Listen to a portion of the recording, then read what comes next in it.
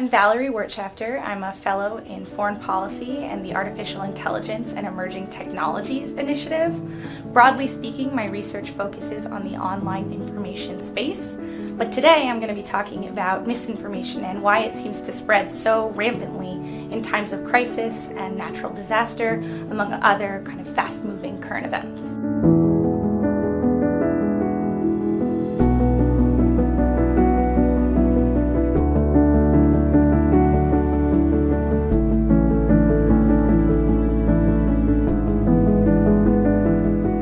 Really interesting one because it was a challenge for both professionalized journalists and prominent media outlets as well as social media. Some of the challenges were tied to lack of corroborating evidence, over-reliance on certain types of sourcing without questioning potentially the motives or the veracity. The sort of algorithmic impulse to post viral content, whether it's, actual footage on the ground or maybe footage from somewhere entirely different. And so all of those things funneled into this specific tragedy and kind of snowballed in a way before a clear picture of what actually happened came out, and we still don't really have that full picture.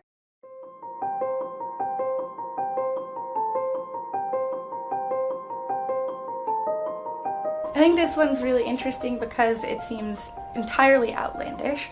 However, the source that this claim is attributed to, which is a group Bellingcat, is a very reputable open source intelligence group that has done quite a few investigations using open source methods to uncover truths about the world that maybe the official narrative is trying to hide.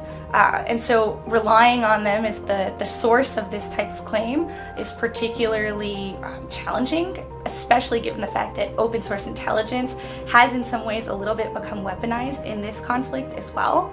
And then the second side of it is that, this is the type of narrative that would be something to benefit the kind of Russian state political agenda, in particular sowing divisions between the US and other Western allies. While it's unclear where this claim originated, there is a little bit of evidence that it was amplified, at least, by some Russian social media users.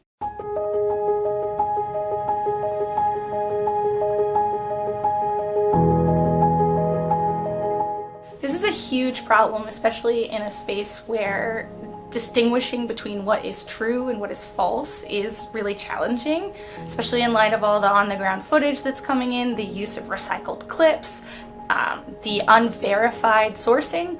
All of that is particularly difficult, and it makes it really easy to discount information that is in fact true, even if it is gruesome and violent.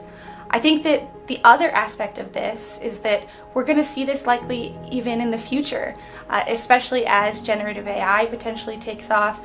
People have talked about this with deepfakes, the idea that you can just claim something is false even when it is true.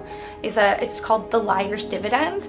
And so I think that this phenomenon is going to be a really big challenge for the information space moving forward. And then more broadly speaking, of course, in this specific context, we see a clear failure of content moderation, particularly the crowdsourced kind, which X/Twitter has relied on extensively in shaping its response to the Israel-Gaza crisis. And so I think that that's become a real challenge for people who are trying to collect this real-time information, to be able to have that on-the-ground voice. It's very natural to respond to things that are shocking.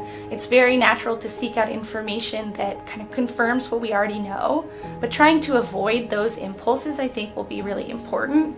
I know it's maybe a cliche at this point, but especially for things that are shared online, doing your own research is really important in this context. Checking out images, especially images that purport to be from a conflict zone. What is the provenance of those images?